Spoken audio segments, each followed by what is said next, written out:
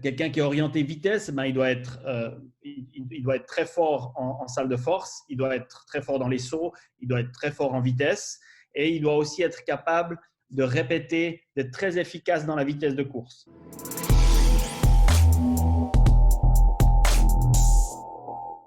Bienvenue sur le podcast Upside Strength, la ressource numéro 1 pour toutes choses fitness et performance en Suisse. Aujourd'hui, j'ai la chance de recevoir Laurent Meuvely, coach d'athlétisme pour les disciplines de sprint, haies et relais avec l'équipe nationale des Pays-Bas.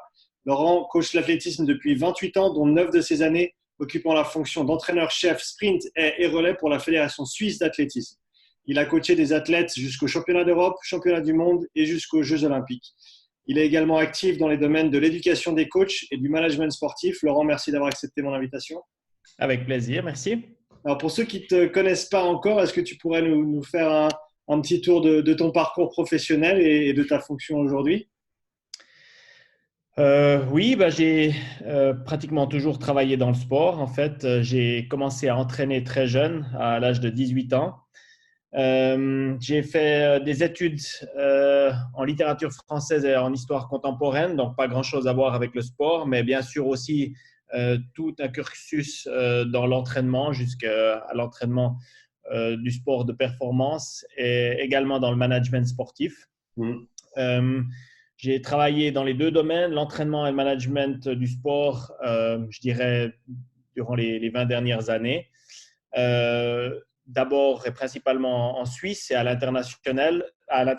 Et puis maintenant, depuis une année exactement, je suis basé aux Pays-Bas où je suis entraîneur national pour la Fédération hollandaise d'athlétisme. Et donc, ta fonction de coach pour les disciplines de sprint et relais, est-ce que tu peux nous donner un petit tour de à quoi ça ressemble sur une semaine, par exemple, tes entraînements, les groupes avec lesquels tu travailles, etc.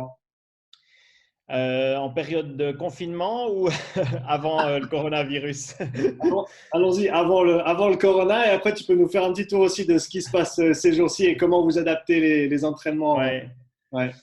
Alors, en temps normaux, l'entraînement, c'est pour moi un rythme de 2-1, 2-1, 2-1, 0. Si on prend la semaine, ça veut dire que mon groupe s'entraîne 2 fois le lundi, 1 fois le mardi, 2 fois le mercredi, 1 fois le jeudi, 2 fois le vendredi, 1 fois le samedi et à repos le dimanche. Ouais. C'est vraiment le rythme traditionnel, qu'on soit ici aux Pays-Bas, c'était la même chose avant en Suisse, ou lors des camps d'entraînement. C'est un rythme qui va bien pour gérer la charge d'entraînement et la récupération. Bien sûr que quand on est en période de compétition, il y a moins d'entraînement et le rythme est différent. Donc ça, c'est la semaine traditionnelle. Ça veut dire que je commence le matin avec un ou deux groupes, donc généralement de 10h à 13h, et puis ensuite l'après-midi, de nouveau un ou deux groupes de 15h jusqu'à 18h. Et puis les jours où il n'y a qu'une seule séance d'entraînement, elle est le matin, et l'après-midi, c'est récupération ou repos. Maintenant, depuis qu'on a ces restrictions liées au coronavirus, on a continué à s'entraîner, pas sur les installations sportives officielles, mais en forêt, dans les parcs, sur des chemins. Et puis, pour respecter les règles qui sont les mêmes pour toute la population, on a fait des groupes de 2 athlètes. Comme mon groupe actuellement compte 10 athlètes, ça fait 5 groupes. Donc, tous les matins, c'était 5 groupes. Et tous les après-midi, où on avait 2 entraînements, aussi 5 groupes. Donc, ça donnait des journées qui étaient très, très longues. On continue maintenant qu'on peut revenir petit à petit sur les infrastructures, à garder des groupes plus petits parce qu'il faut respecter les distances. Et puis, si on doit s'entraîner à l'intérieur, ce n'est pas toujours évident. Donc, on va progressivement vers la normale, mais pour l'instant, on a toujours quand même cette restriction sur les distances et la taille des groupes. Mais ça permet aussi de donner plus d'attention aux athlètes, notamment dans les séances qui sont plus techniques. Et puis, ça permet aussi de mixer les groupes. Ça donne des dynamiques assez intéressantes. Parce que quand on a un plus grand groupe, souvent, on a des petits groupes dans le groupe ou des gens qui ont plus d'affinité avec d'autres. Tandis que là, j'ai essayé, dans la planification des séances, de mixer. Chacun a été au moins une fois avec une autre personne. Et ça donne vraiment des choses intéressantes aussi en termes de relations entre les athlètes. Et donc, au sein de ces groupes-là, tu as même on va dire des mini-groupes qui sont interdisciplinaires ou multidisciplinaires avec, par exemple, un coureur de 100 et peut-être un coureur de 400 qui vont s'entraîner ensemble ou pas nécessairement? Non, alors mon groupe d'entraînement se comporte que de coureurs de 400 et de coureurs de 400 mètres haies. Ok, ouais. Par contre, en ma fonction d'entraîneur des deux relais 4x100 et 4x400, j'ai des séances d'entraînement qui m'amènent à coacher des coureurs de 100, mais uniquement en rapport avec le relais. Et puis, dans cette période du coronavirus, on n'a pas eu d'entraînement de relais. Puisque déjà, on doit se limiter à des petits groupes. Donc, on n'a pas voulu commencer les entraînements de relais, surtout qu'il n'y a pas de compétition internationale cette année. C'est seulement dans un deuxième temps, quand on pourra de nouveau faire des entraînements normaux, que je vais avoir dans certaines séances des sprinters courts, comme on les appelle, plutôt 100-200 et des coureurs de 400-400 haies. Ce que j'ai maintenant, c'est que j'ai parfois des entraînements avec un coureur de 400 et un coureur de 400 mètres haies, ce qui ne change rien puisqu'ils s'entraînent la même chose, sauf les séances de haies où là, alors j'ai que des coureurs de 400 mètres haies dans un groupe parce que sinon, ce serait trop compliqué logistiquement à gérer. Quelle proportion de l'entraînement un coureur de 400 mètres haies va faire sans les haies en fait? Une grande partie de l'entraînement est sans les haies. Je dirais que ça varie selon les périodes d'entraînement. Bien sûr, quand on est dans une phase plus spécifique, on approche des compétitions, on va faire un petit peu plus de haies, surtout peut-être pas beaucoup plus d'entraînement de haies, mais en rapport avec le nombre d'entraînements total, ça va représenter peut-être un tiers, alors qu'actuellement, c'est plutôt 15-20% de l'entraînement qui est consacré aux haies, puisque finalement, oui, il faut franchir 10 obstacles, mais ça reste une discipline qui est très demandante d'un point de vue physiologique. Donc, beaucoup de l'entraînement est similaire pour un coureur de 400 mètres plat ou d'un coureur de 400 mètres haies. Tu peux parler un petit peu de ces demandes physiologiques et de la différence assez significative qu'il y a entre les sprints courts et après quand on passe sur le 400 et même au-delà. Mais le 400, c'est un petit peu l'entre-deux où ils vont quand même très très vite, mais c'est quand même très très long pour un sprint entre guillemets. Et donc tu peux parler un petit peu de ces demandes physiologiques justement sur ces athlètes? Oui, c'est une discipline qui est très intéressante dans le sens où on n'est pas à la croisée des chemins entre le sprint et le demi-fond, je dirais, surtout pas chez les hommes, parce que pour courir à 400 mètres au plus haut niveau en 43 secondes, on s'imagine bien que c'est simplement un sprint long, comme on l'appelle. Mais c'est intéressant dans le sens où, je dirais, pour les Européens, que ce soit pour les athlètes suisses, les athlètes hollandais, c'est une discipline où il n'y a pas que le talent génétique qui compte, mais il y a aussi la capacité à avoir un gros volume d'entraînement, à assimiler des entraînements parfois difficiles. Encore plus sur le 400 mètres haies parce qu'il y a un côté technique, donc qui s'ajoute aussi à ce côté travail. Et c'est pour ça, je pense, que les Européens brillent plus dans les disciplines de sprint long et de 400 mètres haies que dans le sprint court, où là, finalement, une grande importance est quand même le talent génétique. Donc, ça en fait quelque chose d'intéressant. Le coureur de 400 mètres, il doit s'entraîner dur. Il a en même temps des séances d'endurance qui peuvent s'approcher de certaines séances d'endurance du coureur de demi-fond, dans la capacité aérobie, dans la puissance aérobie. Et puis, en même temps, il doit être très rapide et aussi efficace en salle de force. Après, il y a deux profils différents, je dirais, dans le coureur de 400 mètres. Il y a celui qui est plutôt le coureur de 400 mètres sprinter, donc il a besoin de qualité de vitesse, de qualité de force très importante. Et puis, il y a, surtout du côté féminin, la coureuse de 400 mètres qui est plutôt, je dirais, le diesel et qui a des qualités d'endurance qui sont très élevées, qui est peut-être moins rapide, probablement moins rapide, mais qui est capable de tenir cette vitesse sur une très longue durée sans la perdre. Et en fait, ces deux catégories de coureurs de 400 mètres s'entraînent légèrement différents. Plus intensif en force et en vitesse pour celui que j'appellerais le flyer et plus en volume pour celui que j'appellerais le diesel, qui va faire peut-être un peu moins de volume dans la vitesse et dans la force parce que sinon il est fatigué pour les séances d'endurance où là il doit performer parce que c'est ça son point fort.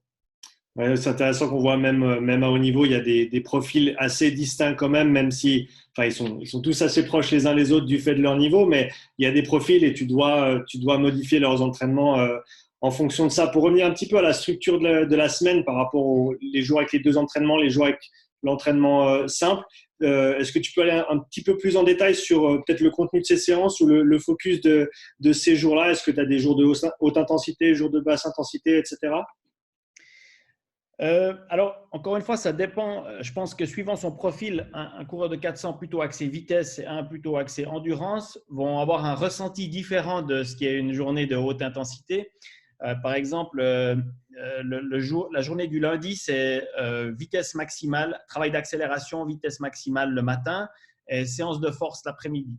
Donc, on peut s'imaginer que celui qui est orienté vitesse, il va prendre son pied ce jour-là, il va peut-être récupérer mieux de ce type de séance de journée, alors que le diesel qui est moins confortable dans la vitesse, il va moins aimer cette journée probablement et il va récupérer aussi différemment. Mais comme c'est une journée très importante pour les coureurs basés vitesse, on va vraiment faire en sorte qu'ils aient bien récupéré. C'est pour ça que cette séance est placée le lundi après le jour de repos qui est le dimanche. Ensuite, le mardi, c'est une journée un peu de transition, notamment maintenant en période de préparation, c'est du travail aérobie. Une séance où là, alors c'est plutôt les athlètes basés endurance qui vont avoir un plus gros volume de travail parce qu'ils doivent développer et maintenir ces qualités. Pour les autres, c'est un peu plus léger. L'après-midi, repos. Pour la journée du mercredi, où là, on travaille actuellement sur des vitesses de compétition. On appelle ça race pace. Donc, on fait des courses à la vitesse de compétition. On développe l'efficacité des coureurs sur cette intensité-là. On répète des 100 mètres, des 120 mètres, des 150 mètres à la vitesse de course pour qu'ensuite, en compétition, on soit confortable dans cette intensité et puis qu'on ait aussi une bonne perception du rythme.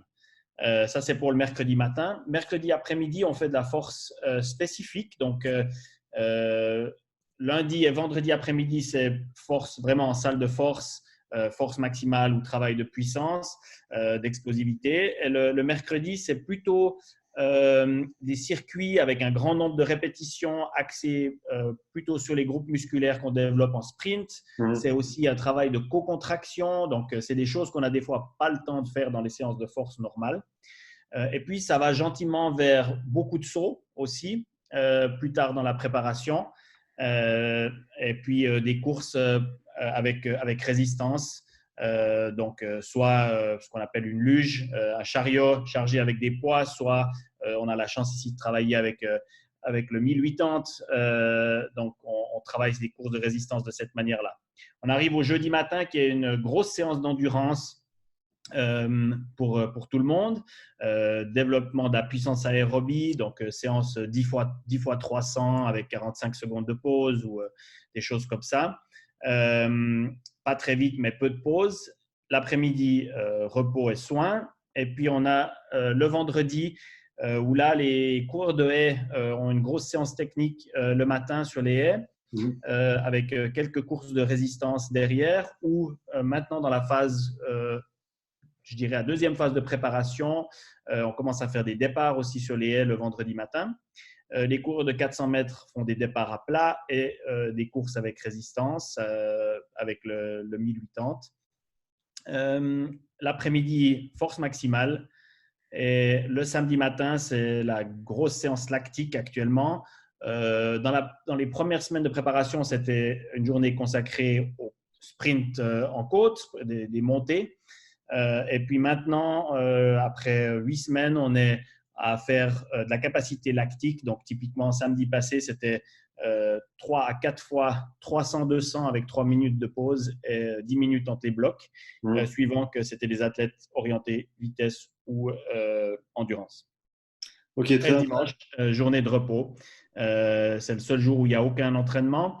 Mais parfois, quand on a le temps, qu'en entraînement notamment, parce que les athlètes n'ont pas grand-chose d'autre à faire que s'entraîner, dormir, manger et s'entraîner encore une fois.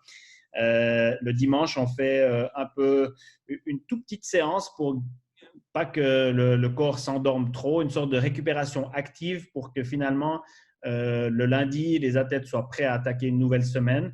parce que ce que j'ai pu constater, c'est que quand on habitue vraiment, notamment en entraînement avec des entraînements assez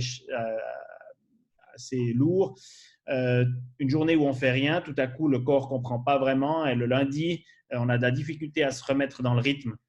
Et comme le lundi, c'est de la vitesse, pour moi, c'est important que les athlètes soient disponibles dès le lundi matin. Comme tu disais, le flyer et le diesel, en termes de profil d'athlète, ils ont on va dire, des demandes un petit peu différentes et des réactions différentes à l'entraînement. Est-ce que tu dirais que les flyers, ils ont un entraînement qui est un petit peu plus polarisé entre les jours de haute intensité et les jours de basse intensité que le diesel, ou du fait que le diesel a plus de volume ou plus de travail les jours avec, par exemple, le mardi, le jeudi, et peut-être n'a pas les mêmes capacités de pousser les efforts à haute intensité sur les autres jours?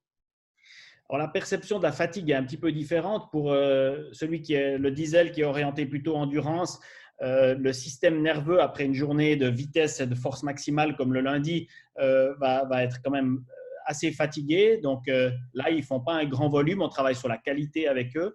Alors que, par exemple, les flyers qui sont orientés plutôt vitesse, une séance comme le race pace, donc les courses à vitesse de compétition le mercredi, on essaye d'en faire beaucoup parce qu'il faut qu'ils aient une haute capacité à reproduire ça. Et puis finalement, ça leur coûte moins que ceux qui sont basés endurance. Donc, en fait, on joue là-dessus, on joue sur le volume dans la qualité que l'athlète doit développer. Je pars du principe que quelqu'un qui est orienté vitesse, il doit être très fort en salle de force, il doit être très fort dans les sauts, il doit être très fort en vitesse et il doit aussi être capable de répéter, d'être très efficace dans la vitesse de course. Alors que celui qui est plutôt orienté endurance, sa capacité et sa puissance aérobie doivent être grandes, sa capacité de récupération dans les séances lactiques doit aussi être au top. Et puis, par contre, on va lui demander un peu moins de volume dans les séances où le système nerveux est très demandé pour qu'il ne soit pas, je dirais, en surentraînement. Pour le mercredi, donc le race pace, quand tu parlais des 100, 120, 150, pour donner une idée aux gens qui regardent ou qui écoutent, c'est quoi les temps de repos pour des efforts comme ça à vitesse de course, en fait, pour des athlètes de haut niveau? Alors, bien sûr, ça demande plus de pauses, plus la distance est longue. C'est pour ça que quand on veut automatiser cette vitesse, on choisit dans un premier temps des distances qui sont plutôt courtes. On fait des 80 mètres lancés ou des 100 mètres lancés. Quand je dis lancés, ça veut dire qu'on arrive avec à peu près 20 mètres d'élan pour essayer d'être au début du 80 ou du 100 mètres déjà à la vitesse de course. Et là, on peut en répéter jusqu'à 9 ou 10 avec des pauses de 3-4 minutes. Par contre, quand on se dirige vers des 150 ou des 200 ou des 250 mètres à vitesse de course, forcément, on peut en faire moins.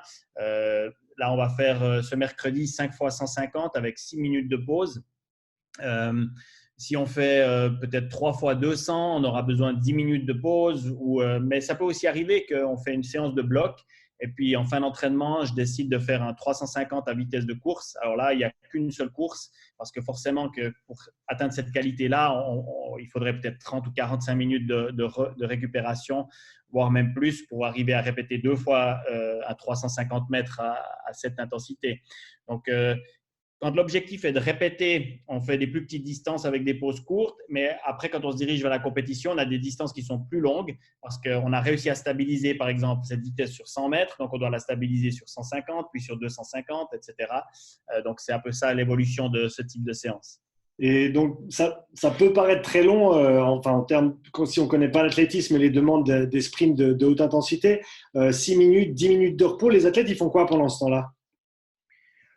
Alors, ça dépend du type de séance. Sur ces séances-là, on débrief parce que dans toutes ces séances, on mesure le temps de manière assez précise. On a fait des concours en fait de qui était le plus consistant, qui est capable de répéter vraiment à chaque fois la vitesse de course. Donc, on mesure l'écart entre la vitesse qui doit être atteinte et celle qui est réellement atteinte.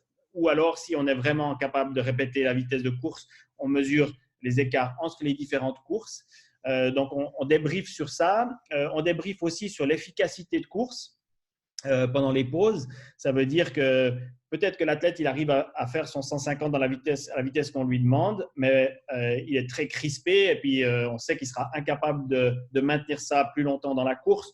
Donc, on doit travailler sur l'économie de course. Voilà, on utilise les pauses de cette manière-là. Et puis, quand on court des 150 à répétition, 6 minutes, ça passe quand même assez vite.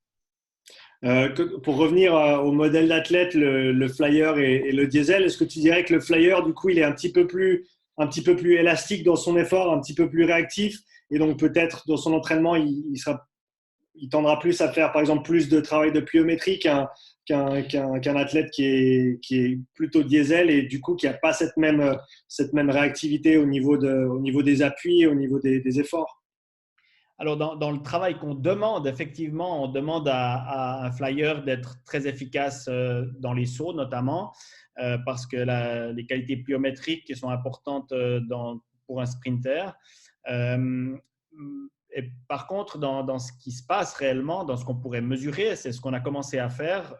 On a commencé à utiliser le catapulte, qui est utilisé aussi dans les sports d'équipe pour mesurer notamment le coût énergétique de l'entraînement. Donc, on est en train maintenant, on a séparé mon groupe d'entraînement entre les flyers et les diesels, et puis on est en train de mesurer finalement ce que coûte chaque entraînement biomécaniquement aux différentes catégories d'athlètes. Donc, on en est au début, mais c'est intéressant de voir que, par exemple, une séance de puissance aérobie pour quelqu'un qui est très pliométrique va coûter plus d'énergie que pour un diesel, un vrai diesel, qui est peut-être pas ou qui est probablement pas du tout bon dans les qualités élastiques et qualités de saut, mais qui est capable de répéter beaucoup de courses à une faible intensité. Je suis intéressé par ce que tu disais. Maintenant, le samedi, vous avez des grosses séances lactiques, de développement lactique. Donc, à ma connaissance, on va dire, si on veut parler comme ça, la filière énergétique lactique est en gros celle qui a le moins de potentiel de développement dans le temps par rapport à la filière anaérobie ou aérobie. Est-ce que c'est correct? Et du coup, comment est-ce que tu structures tes blocs d'entraînement pour quand même pouvoir voir des progrès dans cette filière qui est vraiment très importante pour le 400 mètres? Oui, effectivement, si ces séances, on essaye de les éviter, notamment avec les jeunes athlètes ou avec des athlètes dans d'autres disciplines, d'en faire le moins possible. On ne peut pas passer à côté dans le domaine du 400 mètres, mais je dirais par rapport à d'autres philosophies d'entraînement du 400 mètres qu'on peut voir aux États-Unis ou qu'on a en Europe de l'Est, etc., différents courants d'entraînement du 400 mètres. Moi, j'ai un entraînement qui est quand même très polarisé. Ça veut dire que je passe beaucoup de temps à travailler dans le domaine aérobie et dans la vitesse et dans la force. Justement parce que j'essaie de faire un entraînement qui correspond à développer les qualités de ces deux différents profils, les sprinters d'un côté, les coureurs plutôt endurants de l'autre, et de venir progressivement vers ce que j'appelle cette zone grise, le travail lactique, où pour moi, c'est plutôt le peu mais bien qui compte. Ça veut dire qu'il en faut. On ne peut pas être performant sur 400 mètres sans faire du travail, notamment de capacité lactique. Mais plus important encore que le travail de capacité lactique, donc par exemple, une séance type, ce serait 5 fois 300 mètres avec 4 minutes de pause, où là, on atteint des valeurs qui sont largement en dessus de 25 millimoles de concentration lactique.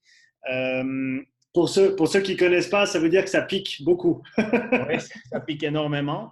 Et on se concentre assez rapidement plutôt sur des séances de puissance lactique pour être proche de ce que j'ai expliqué, du race pace, donc où l'intensité sera plus importante. Ce sera plutôt un 350 suivi d'un 250 ou 300-200 ou 2 fois 300, mais avec des pauses de 30 ou 45 minutes où là, on travaille sur la puissance lactique. Donc, les valeurs de lactique vont aussi être très élevées, mais on laisse suffisamment de pause à l'athlète pour qu'il soit capable de répéter cet effort dans le temps.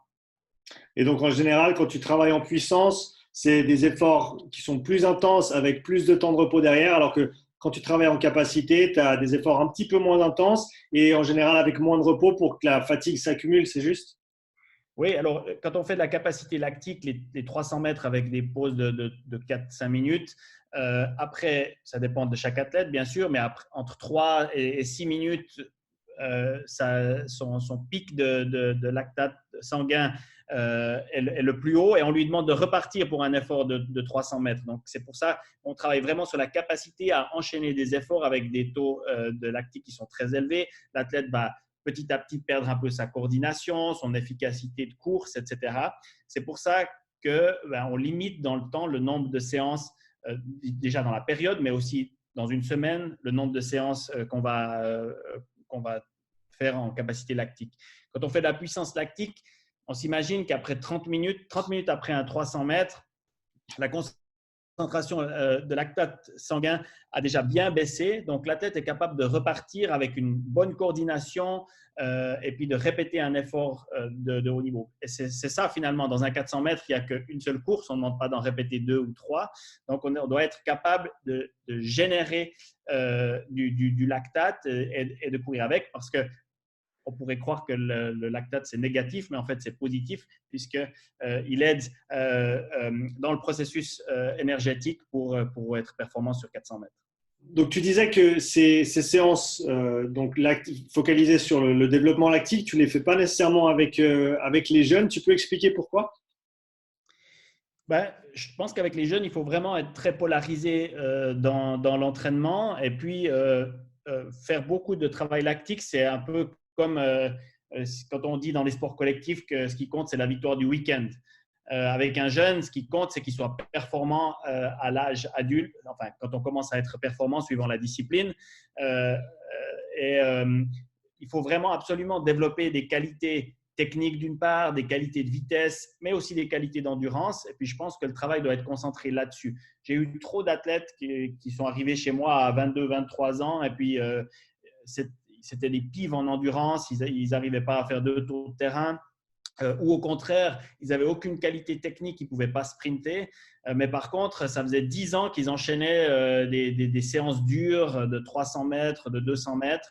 Et puis, ils n'étaient pas très rapides dans ces séances, puisqu'ils n'avaient pas les qualités pour être rapides. Mais par contre, ils étaient capables de les enchaîner et puis d'en faire tous les 3 jours. Mais finalement, qu'est-ce qu'on obtient avec ça? On obtient un athlète de moyen niveau qui est dur au mal, etc. Mais ce n'est pas ce que j'appelle du 400 mètres de tout haut niveau. Donc, c'est important vraiment de rester chez les jeunes sur les qualités de base et pas passer trop de temps dans ce que j'appelle la zone grise. Et donc, cette zone grise, juste parce que ça fait mal, c'est pas bien du coup? Je dirais pour un jeune, c'est à éviter. Après, pour les adultes, il y en a qui aiment ces séances, il y en a qui les aiment moins, mais c'est un passage obligé. Ce qu'il faut, c'est doser correctement. On mesure aussi souvent le lactate sanguin sur ces séances pour voir comment l'athlète réagit, pour voir si tout à coup on va faire une course de plus parce qu'on n'a pas atteint l'objectif lactique qu'on s'était fixé ou une course de moins parce qu'on l'a déjà atteint, etc. Là, encore une fois, pour ne pas prétériter finalement tout ce qu'il y a d'autre à faire dans l'entraînement. Tu as parlé un petit peu de sport collectif avant et tu as fait un petit peu de préparation, notamment en basket et en volley. Donc, cette polarité d'entraînement que tu as avec tes sprinters, est-ce que tu la retrouves aussi dans la préparation d'athlètes de sport collectif et cette zone grise aussi, est-ce qu'elle est quand même à éviter parce que j'ai l'impression qu'on est encore beaucoup sur la mentalité il faut que ça fasse mal pour que ça fasse du bien, dans le sens où il faut que l'entraînement soit très, très dur physiquement pour qu'il soit productif. Et donc, beaucoup de gens passent beaucoup de temps, à mon avis, beaucoup trop de temps dans cette zone grise, alors qu'on pourrait avoir des rendements bien supérieurs en travaillant de manière un petit peu plus polarisée. C'est quoi ton approche du coup avec les sports collectifs de ce côté-là? Je pense que d'une part, la préparation physique dans les sports collectifs, elle ne peut pas être séparée de la préparation spécifique de ce qui se passe sur le terrain. Ça dépend tout ce que l'entraîneur de l'équipe de basket, de rugby, de volley, de foot va faire pendant son entraînement à lui. Parce qu'on peut très vite tomber sur travailler des systèmes énergétiques qui sont exactement les mêmes, peut-être même dans des intervalles qui sont trop rapprochés, etc. Donc, je pense que trop longtemps, on a séparé finalement le préparateur physique qui faisait sa cuisine dans son coin, il donnait les joueurs à l'entraîneur qui faisait sa cuisine dans son coin, qui ne réfléchissait pas ou qui ne savait même pas ce qui allait se passer le lendemain en prépa physique. Donc là, je pense que c'est important d'avoir une vision d'ensemble et puis d'accorder finalement ces violons pour que l'entraînement soit le plus efficace possible pour les joueurs. De mon expérience, je pense qu'un grand travail en termes d'endurance et même un grand travail lactique se fait pendant le jeu et pendant les phases tactiques en équipe, etc. Et que finalement, on peut utiliser le temps de préparation physique à des choses qui sont peut-être plus intéressantes. Euh, on sait tous que souvent, c'est un geste qui est déterminant pour gagner un match et puis ce n'est pas la capacité à être moyen pendant 40 ou 90 minutes. C'est celui qui va sauter le plus haut sur un corner ou sur une remise en jeu. C'est celui qui va faire le meilleur sprint pour se démarquer et recevoir une passe. Donc, finalement, c'est souvent des gestes de qualité qui font la différence et on ne passe pas assez de temps à travailler, développer ces qualités. Sauter plus haut, courir plus vite, démarrer mieux techniquement pour faire une différence par rapport à son défenseur, changer de direction, etc. Je pense que vraiment la préparation physique, elle doit se concentrer là-dessus et probablement qu'elle travaille plus de base en termes d'endurance et de ce qu'on appelle la résistance. Peut très bien se faire finalement pendant un entraînement de jeu qui va durer 90 ou 2 heures, 90 minutes ou 2 heures. Ouais, c'est ce que j'ai trouvé aussi en travaillant avec l'équipe de rugby pendant la saison. Quand je leur ai fait le test de conditionnement avant la saison, je leur en ai refait un à la fin de la première partie de la saison et la majorité des joueurs étaient plus en forme à la fin en termes de capacité aérobie, si on veut. Ils étaient plus en forme à la fin de la saison qu'ils ne l'étaient après même la pré-saison avec un focus plus lourd sur la préparation physique. Tu as parlé de courir plus vite, sauter plus haut. Donc, par exemple, dans un contexte de basket ou de volley, tu orientes comment ces séances qui sont axées sur vraiment le travail explosif et de vitesse? Alors, dans les sports collectifs, les sprints sont généralement un peu plus courts que dans le sprint traditionnel, surtout la différence, parce que finalement, c'est l'accélération souvent qui fait la différence plutôt que la vitesse maximale, parce qu'une fois qu'on a réussi à lâcher son défenseur, probablement il va pas revenir. Donc, le travail d'accélération est très important. Là, on trouve du travail qu'on fait aussi dans les sports individuels, avec résistance notamment, soit en tirant des charges, soit en travaillant contre une résistance, soit des sprints en côte. Ça, je pense que c'est très important pour la capacité à se démarquer, la capacité à courir vite. Un travail à vitesse maximale qui est aussi très important. Et puis là, souvent, on n'accorde pas assez de récupération, donc la qualité du travail n'est pas assez bonne. Déjà, dans l'entraînement de jeu normal, pour des questions souvent logistiques, parce qu'on veut faire beaucoup, on ne prend pas suffisamment de pauses. Donc, il faudrait qu'en préparation physique, on accorde suffisamment de pauses. On a cette règle de 1 minute par 10 mètres de course à vitesse maximale au minimum pour garder un travail de qualité. Et puis, il y a tout le travail de pliométrie où là, dans la préparation, on va commencer à préparer le corps à faire beaucoup de sauts, donc avec des plus petits sauts, mais un grand volume pour aller vers moins de sauts avec un plus grand volume, varier les contractions musculaires, des sauts excentriques, des sauts concentriques, de la pliométrie. Je pense que ça, c'est très important. Et aussi, notamment avec les jeunes joueurs, développer des qualités de coordination, l'intelligence de mouvement finalement, pas parce que dans le jeu, ils ont déjà tendance à répéter toujours les mêmes gestes. Et il faudrait, surtout avec les jeunes, élargir leur horizon de coordination, qu'ils soient capables de faire des choses complètement différentes. Moi, j'ai toujours dit que se spécialiser très tôt, pour moi, ce n'est pas un problème. La question, c'est qu'est-ce qu'on fait dans l'entraînement de ce sport qu'on aura fait pendant 25 ou 30 ans. Parce que si on répète que les mêmes gestes et qu'on a un entraînement qui est pas du tout varié, c'est un problème pour progresser. Par contre, on peut se spécialiser très tôt dans une discipline. On voit Mondo Duplantis, par exemple, au saut à la perche. Il a commencé à l'âge de 10 ans à sauter à la perche. Il est recordman du monde.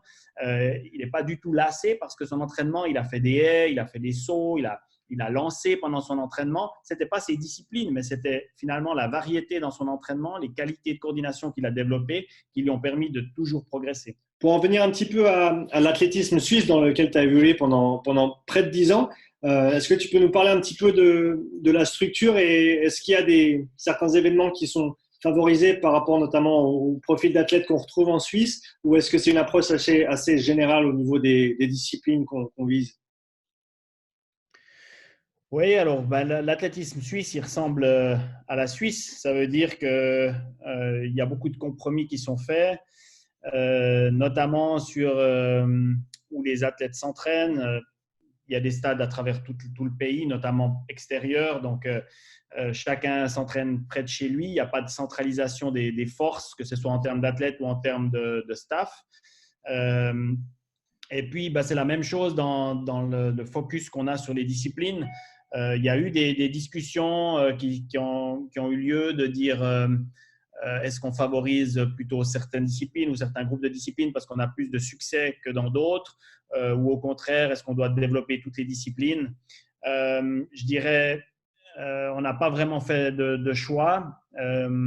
Bien sûr qu'il y a des disciplines qui ont un peu plus d'attention parce que c'est là où on a du succès, mais on essaie quand même de faire dans toutes les disciplines, du lancer du marteau en passant par le triple saut jusqu'au sprint ou au demi-fond et au fond.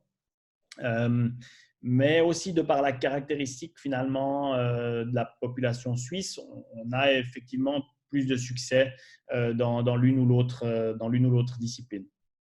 Tu parlais tout à l'heure quand on parlait des différents événements et on va dire de la contribution du potentiel génétique au succès dans ces différents événements. Est-ce que tu dirais que du coup, plus les événements sont plus courts, plus il y a cet aspect, on va dire, profil physique, physiologique, génétique qui rentre en ligne de compte et plus l'événement se rallonge, on va dire, et moins c'est le cas? Est-ce que c'est, on va dire, une généralisation, une simplification qui tient la route ou pas nécessairement? Si on reste sur les courses, je dirais que c'est là aussi polarisé. En fait, c'est plutôt au milieu que la génétique ou les facteurs environnementaux, etc., ont le moins d'importance. Donc, sur le sprint court, il y a plusieurs raisons. Il y a le côté de la génétique, mais il y a aussi le côté finalement que tout le monde est capable, entre guillemets, de courir un 100 mètres. Donc, la densité en fait de personnes qui pratiquent le sprint court est de ce fait à un haut niveau est beaucoup plus grande que sur 400 mètres où on a des facteurs techniques, tactiques.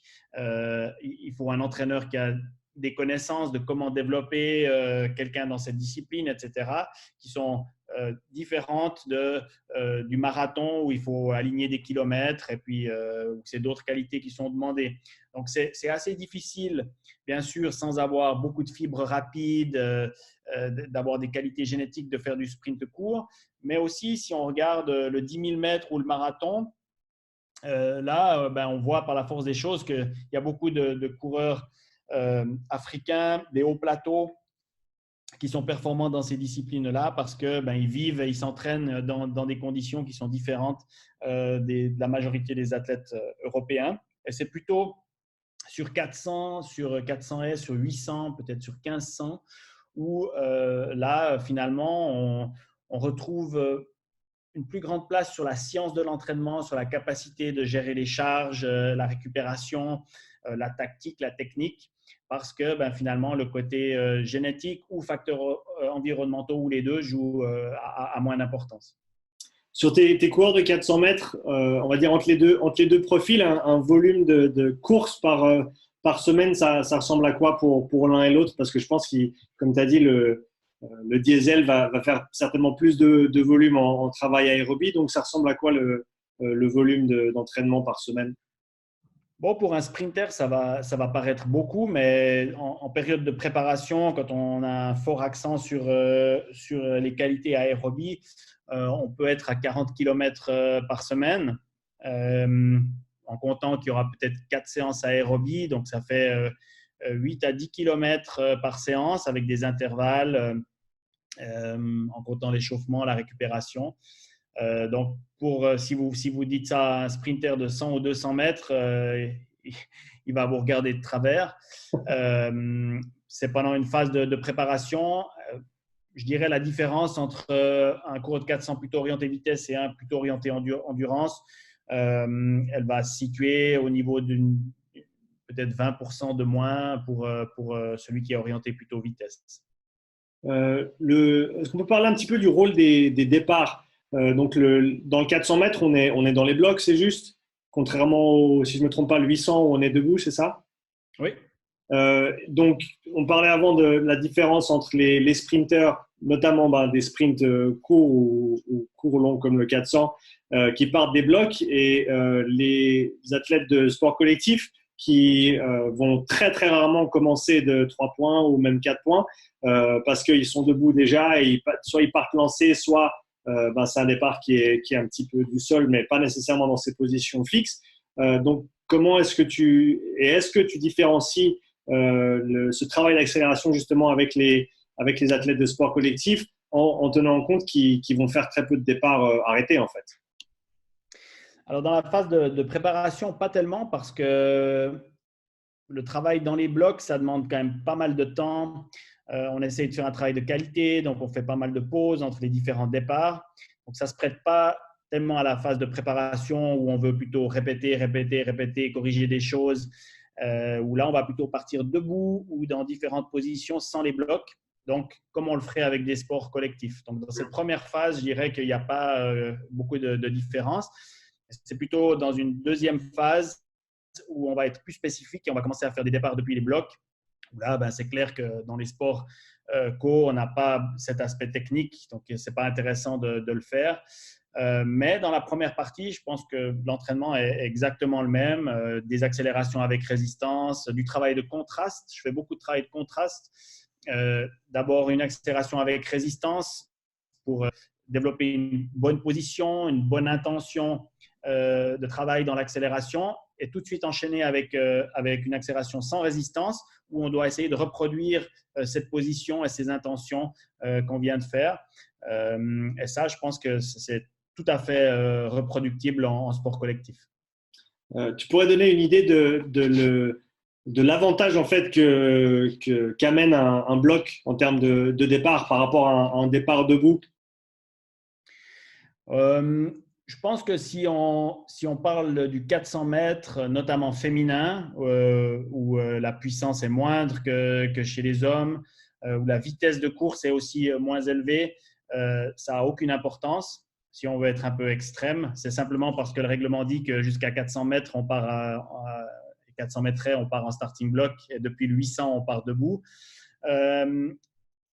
Après, c'est clair que sur 100-200, on est beaucoup plus efficace avec un starting block parce qu'on peut l'utiliser pour pousser sur les premiers appuis, puisque, en fait, dans l'évolution de la vitesse de course, la grande majorité de l'accélération se fait sur les 3 premiers pas. Donc, si on regarde l'évolution de la vitesse sur la distance, c'est vraiment sur les 3 premiers pas. On part de 0 mètre seconde et après 3 pas, on a déjà fait une grande partie du chemin jusqu'à la vitesse maximale. Donc, en fait, si on n'avait pas ce bloc, on serait prétérité sur les premières foulées de l'accélération et l'accélération serait moins efficace. On pourrait presque dire du coup que le bloc force l'athlète à passer plus de temps à vitesse maximale sur le 400 du fait qu'il va accélérer plus vite et plus vite se retrouver à assez haute vitesse en fait. Oui, la vitesse maximale sur un 400 mètres, elle est atteinte aux environs de 50 mètres et le tronçon le plus rapide, c'est de 50 à 150 mètres de course. Et puis après, c'est une lutte contre la déperdition de vitesse. On entend parfois, pour ceux qui ne connaissent pas vraiment l'athlétisme ou l'entraînement, on entend des commentateurs sportifs qui disent « Ah, il accélère dans la dernière ligne droite, il fait la différence par rapport aux autres », mais il n'y a personne qui accélère dans la dernière ligne droite sur un 400 mètres. C'est simplement quelqu'un qui perd moins de vitesse que les autres. Optiquement, il prend de l'avance, mais en fait, il n'accélère pas du tout. C'est les autres qui ralentissent plus vite. Donc, la vitesse, elle est atteinte entre 50 et 150 mètres. C'est là qu'on la maintient aussi. Donc, effectivement, l'accélération est importante parce que si on n'accélère pas bien ou pas de manière efficace, c'est toujours la même chose. Sur 400 mètres, ce n'est pas vraiment l'effort maximal qui est important, mais c'est la capacité à être économe et efficace dans le mouvement pour s'économiser de l'énergie pour la fin de la course. Donc, c'est toute cette logique de devenir confortable à vitesse de course. C'est pour que finalement, quand on est frappé par ce qu'on appelle le mur ou par une grosse accumulation de lactate, que, en fait, on soit capable de garder sa technique de course longtemps. Et c'est là où on fait la différence. On dit souvent que tout le monde peut courir vite les 300 premiers mètres d'un 400, mais que finalement, si dans les 100 derniers mètres, on n'est pas performant, on va pas pouvoir le gagner. À l'opposé, si on est trop loin après 200 mètres, on va non plus pouvoir faire la différence. Mais penser qu'un 400 mètres, c'est sprinter à fond le plus loin possible, c'est avoir une mauvaise conception finalement des qualités pour être performant. Donc, tu arrives à donner un ordre d'idée, la différence entre, en gros, la vitesse de réserve d'un coureur de 400 mètres, ça ressemble à quoi en termes de mètres secondes par rapport à sa Vmax et par rapport à sa vitesse de course sur un 400, ce serait quoi? Bon, si on prend un coureur de 400 qui a un record personnel de 21 secondes sur 200 mètres, il va passer sur son 400 environ une seconde plus lentement que son record sur 200, donc 22 secondes. Ça, c'est ce qu'on appelle la réserve de vitesse. On la compare jamais avec la vitesse maximale parce que c'est trop éloigné. Donc, s'il fait, par exemple, un 30 mètres lancé et puis qu'il atteint, je ne sais pas, 11 mètres secondes, on ne va pas mesurer la différence entre ces 11 mètres secondes et les mètres secondes sur une course de 400. Par contre, on prend souvent le 200 mètres parce que c'est la manière de répartir l'effort, finalement, entre les deux moitiés de course comme point de repère. Plus l'athlète va être orienté vitesse, plus l'écart entre les 200 mètres va être grand, probablement. Si on prend des athlètes très bien entraînés au plus haut niveau, parce que sinon, il y a d'autres facteurs qui entrent en ligne de compte. Celui qui n'est pas très entraîné en lactique, forcément, il va avoir de la peine à la fin. Mais si on part du principe que c'est des athlètes qui sont très bien entraînés et de très haut niveau, l'athlète orienté vitesse, le flyer, il va devoir partir vite et il aura un plus grand écart entre ces 200 mètres. Donc, il va perdre plus de temps sur la deuxième partie de course. Alors que le diesel, il va être capable de courir plus proche de sa vitesse sur 200 mètres. Donc, sa réserve de vitesse va être moins grande parce que si son record, c'est 22 secondes, il est tout à fait possible qu'il soit capable de partir en 22-30 ou 22-40 finalement. Parce que 22 secondes pour lui, ça coûte différemment que 21 secondes pour le flyer. Et par contre, alors à la place d'avoir peut-être 3 secondes de différence entre les 200 mètres, il n'aura qu'une seconde et demie de différence. Et c'est tout ce jeu finalement de courir un 400 mètres avec ses qualités et pas avec les qualités de ses adversaires. C'est ce qu'on voit souvent, c'est dans des compétitions, les gens qui se laissent déstabiliser par d'autres qui sont complètement différents et qui trop vite ou trop lentement et qui courent à contresens finalement de ce qui est bien pour eux. Et ils n'arrivent pas à exploiter leur potentiel. J'ai vu une vidéo récemment, c'était Carl Lewis qui part sur un 100 mètres et son départ, il est complètement à la rue, mais il s'enflamme pas, il se préoccupe pas des autres qui sont 2 mètres devant lui et au final, en fait, il gagne et il fait un nouveau record du monde sur le 100 mètres. Donc, tu disais sur le 400 mètres, en gros, il y a un gros élément tactique par rapport à comment tu abordes ta course, comment tu accélères dans un premier temps, pas atteindre ta vitesse maximale trop tôt parce que le plus tôt tu y arrives, le plus longtemps tu vas devoir la tenir. Et donc, en gros, le plus ton effort devient lactique dans ce sens-là.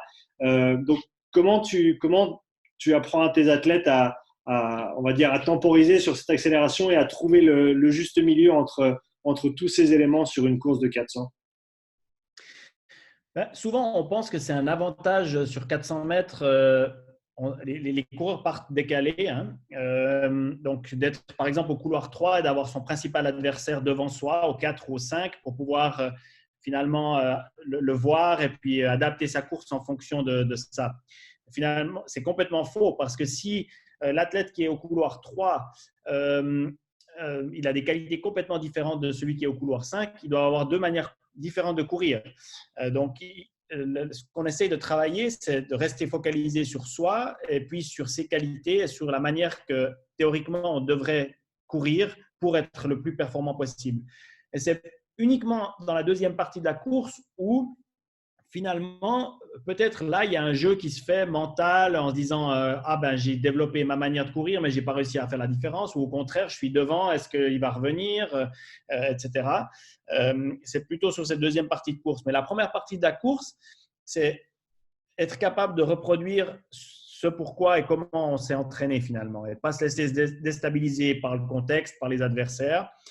Et ce serait un monde magnifique si c'était toujours dans les mêmes conditions, mais des fois il pleut, des fois il y a du vent contraire, des fois il y a du vent favorable.